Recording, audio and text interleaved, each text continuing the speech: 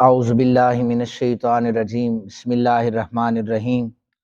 صلو علی الحبیب اللہم صلی علی سیدنا و مولانا محمد مبارک وسلم وصلی علیہ۔ قرآن پاک کی جو آیہ مقدسہ ہم نے کل تلاوت کی تھی، اس میں کچھ دنیاوی چیزوں کی زینت کے حوالے سے تھا، ان کی طرف رغبت کے حوالے سے تھا، تو میں نے چونکہ وہ درس لمبا ہو رہا تھا تو جو اس کا بقیہ حصہ ہے اس آیت کے ضمن میں وہ آج آپ حضرات کے سامنے پیش کر رہا ہوں۔ وہ آیت مبارکہ جو تھی اس میں عورتوں کے حوالے سے، بیٹوں کے حوالے سے، سونے چاندی، کھیتی باڑی، مویشیوں کے حوالے سے تھا، تو وہ ذرا سید عالم صلی اللہ علیہ وآلہ وسلم نے عورتوں کے متعلق، بچوں کے متعلق جو چیزیں بیان فرمائی ہیں وہ بھی آپ حضرات کے سامنے احادیث کی روشنی میں پیش کر رہا ہوں۔ کل بھی میں نے بیان کرتے ہوئے یہ عرض کی تھی کہ یہ جو 6 چیزیں، یہ مقصد نہیں ہے کہ پھر عورتوں سے بھی نفرت بندہ کرے اور بیٹوں سے بھی نفرت کرے، مال سے بھی نفرت کرے، چونکہ اسلام نے اجازت نہیں دی۔ میں نے وضاحت کی تھی کہ یہ جو 6 چیزیں ہیں، اگر اعتدال کا رستہ کوئی نہیں اپناتا یا کوئی ان میں میانہ روی اختیار نہیں کرتا، یا وہ یہ عمل کرتا ہے کہ یہ 6 چیزیں اس کو اللہ رسول کے ذکر سے غافل کر دیں، پھر یہ چیزیں جو ہیں وہ گناہ کا سبب بنتی ہیں۔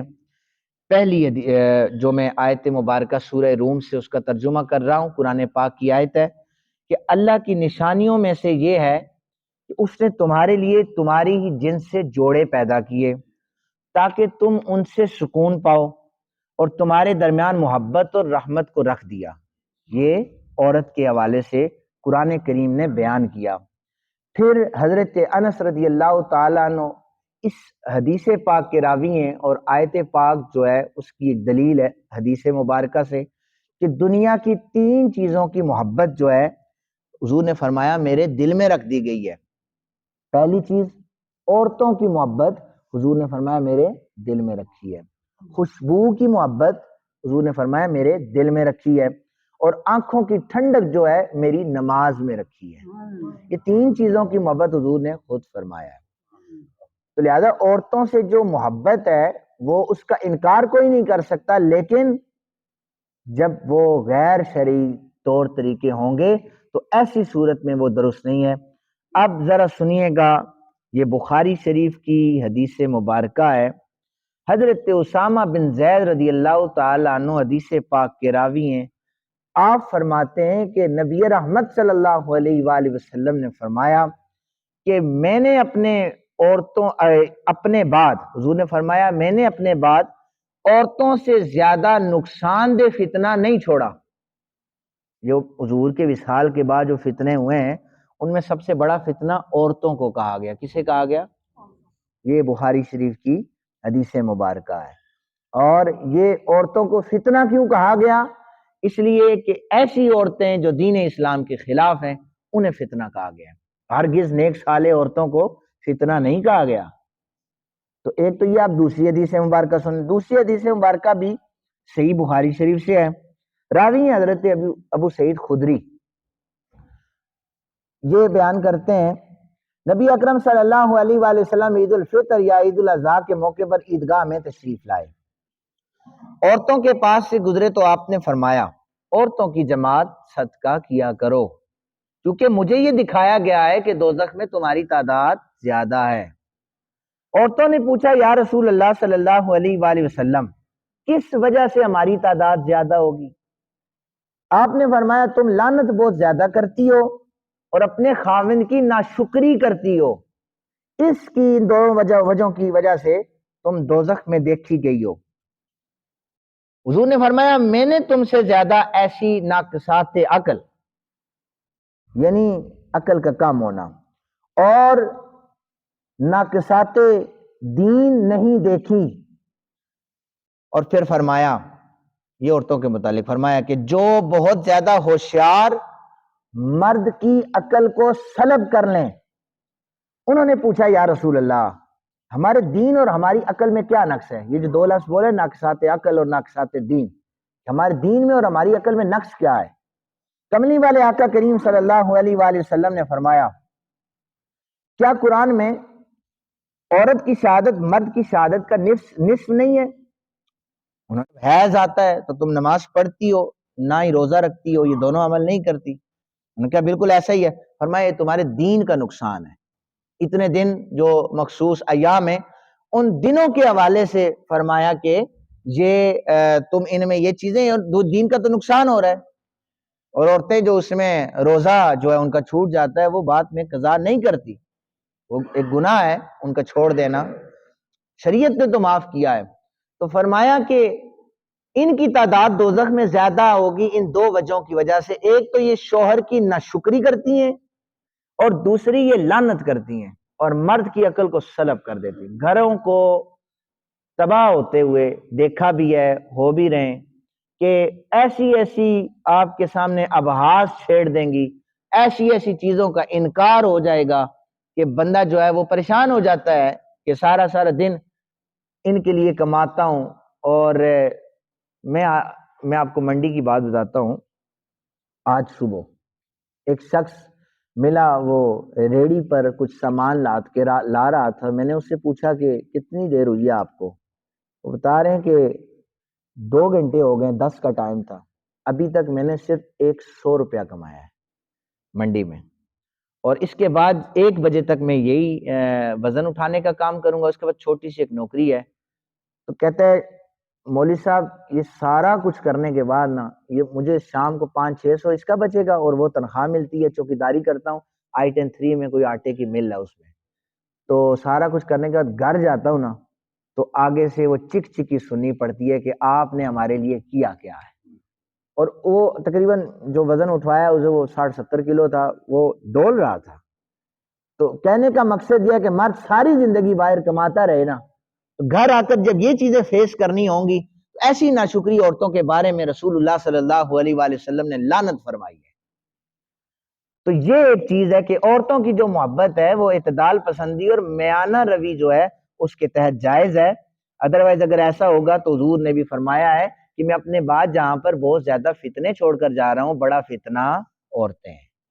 فرمایا مال کے بیٹوں کے حوالے سے اللہ تعالیٰ نے بیٹوں کے وجود کو نعمت قرار دیا ہے، جو بیٹے ہیں نا انہیں نعمت قرار دیا ہے، اور فرمایا کہ چونکہ بیٹوں سے نسل آگے چلتی ہے اس لیے یہ نعمت ہے۔ فرمایا کہ باپ کا ذکر اور چرچا بھی جو ہے نا یہ بیٹوں سے ہوتا ہے۔ اب میں سورہ نحل کی آیت مبارکہ کا ترجمہ پڑھ رہا ہوں۔ اللہ تعالیٰ نے تم سے تمہاری بیویاں بنائی، تمہاری بیویوں سے بیٹے پوتے اور نواسے بنائے۔ یہاں پر بیٹیوں کا ذکر نہیں کیا، بیٹیاں رحمتیں، اس کا انکار نہیں ہے۔ قرآن پاک نے کہا کہ بیٹے پوتے نواسے بنائے، بیٹوں کا ہی ذکر ہے، اس لیے کہ چونکہ عنوان ہے نا میں وہ آپ کو سمجھاتا ہوں۔ بیٹے نعمت ہیں۔ فرمایا پھر دوسری آیت سورہ شعراء میں اس نے چوپایوں اور بیٹوں سے تمہاری مدد فرمائی، بیٹے مددگار ہیں اور چوپائے مددگار ہیں۔ تیسری آیت مبارکہ سورہ نوح میں ہے کہ مال اور بیٹوں سے اللہ تمہاری مدد فرمائے گا، تمہارے لیے باغ اگائے گا، دریا تمہارے لیے اس نے بنائے۔ تو ادھر بھی بیٹوں کا ذکر ہے۔ اب سنیے ذرا جو اولاد فتنہ ہے وہ کیا ہے۔ حضرت ابو ہریرہ رضی اللہ تعالیٰ عنہ کہتے ہیں نبی اکرم صلی اللہ علیہ وآلہ وسلم نے فرمایا جب انسان مر جاتا ہے تو 3 ہی چیزیں ہیں جو صدقہ جاریہ ہوتی ہیں۔ ایک وہ علم جو اسے فائدہ دے، وہ نیک اولاد بیٹے جو اس کے لیے دعائے مغفرت کریں، اور اس کے بعد صدقہ جاریہ ہے۔ نبی اکرم صلی اللہ علیہ وآلہ وسلم نے فرمایا، اب قرآن پاک کی آیت ہے جس میں میانہ روی نہیں ہوگی، اعتدال پسندی نہیں ہوگی، کہ لا تلہکم اموالکم ولا اولادکم کم عن ذکر اللہ کم عن ذکر اللہ، تمہاری اولاد تمہیں اللہ کے ذکر سے غافل نہ کر دے۔ دوسری آیت میں فرمایا تمہارے مال اور تمہاری اولاد محض آزمائش ہیں۔ تیسری آیت مبارکہ میں فرمایا اللہ نے تم میں سے بعض کو بعض دوسروں پر رزق میں فضیلت عطا فرمائی ہے۔ یہ یاد رکھیں کہ اور بیٹوں کی محبت بھی میں نے بتائی، عورتوں کی محبت بھی بتائی، لیکن میانہ روی جب نہیں ہوگی، جو اللہ کے ذکر سے غافل کر دیں گے، تو ایسی چیز جو ہے وہ نقصان دہ ہے اور یہ فانی ہے۔ تیسری چیز مال کی محبت تھی جو میں نے آیت پڑھی ہے کہ واللہ فضل بعضکم علی بعض فی الرزق، اللہ نے تم سے بعض کو بعض دوسروں پر رزق کی فضیلت دی ہے، اور رزق کی فضیلت بھی اس طریقے سے ہے کہ آپ مال کے پیچھے اگر پڑ جائیں گے نا اور مال کمانے لگ جائیں گے تو یہ مال آپ کو جب اللہ کے ذکر سے غافل کر دے گا تو یہ نقصان دہ ہو جائے گا۔ غریب اور مساکین حضور کی بارگاہ میں حاضر ہوئے تھے، یا رسول اللہ امیر لوگ ہم سے درجات میں بلندی لے لیں گے، فائدہ حاصل کر لیں گے، نماز بھی ہماری طرح پڑھتے ہیں، زکوٰۃ ہماری طرح وہ عبادات کرتے، صدقہ دینے کی باری آتی ہے وہ زیادہ صدقہ کر دیتے، ہم دے ہی نہیں سکتے۔ حضور نے فرمایا میں تمہیں بتاتا ہوں، تمہیں یہ چیز ان سے افضل کر دے گی، 33 مرتبہ سبحان اللہ، 33 مرتبہ اللہ اکبر، 33 مرتبہ الحمدللہ کہو تو یہ چیز تمہیں ان سے ممتاز کر دے گی، کئی صدقوں سے زیادہ افضل ہے۔ عرض کرنے لگے یا رسول اللہ صلی اللہ علیہ وآلہ وسلم اگر وہ بھی یہ عمل کریں، فرمایا یہ تو پھر اللہ کا فضل ہے نا، وہ تو اللہ جو اسے نوازتا ہے، پھر وہ اگر وہ کرتے ہیں تو وہ اللہ جسے چاہے اسے عطا کرتا ہے۔ نبی اکرم صلی اللہ علیہ وآلہ وسلم نے فرمایا اگر مال و دولت کو محض مال و دولت کی خاطر جمع کیا جائے تو اس کی مذمت فرمائی گئی ہے۔ باقی آیت مبارکہ ہے 30 پارے میں الہاکم التکاثر، تمہیں زیادہ مال جمع کرنے کی لالچ نے غافل کر دیا ہے، حتیٰ زرتم المقابر، حتیٰ کہ تم قبروں میں پہنچ گئے ہو پھر بھی تمہیں مال نے اندھا کیے ہوئے۔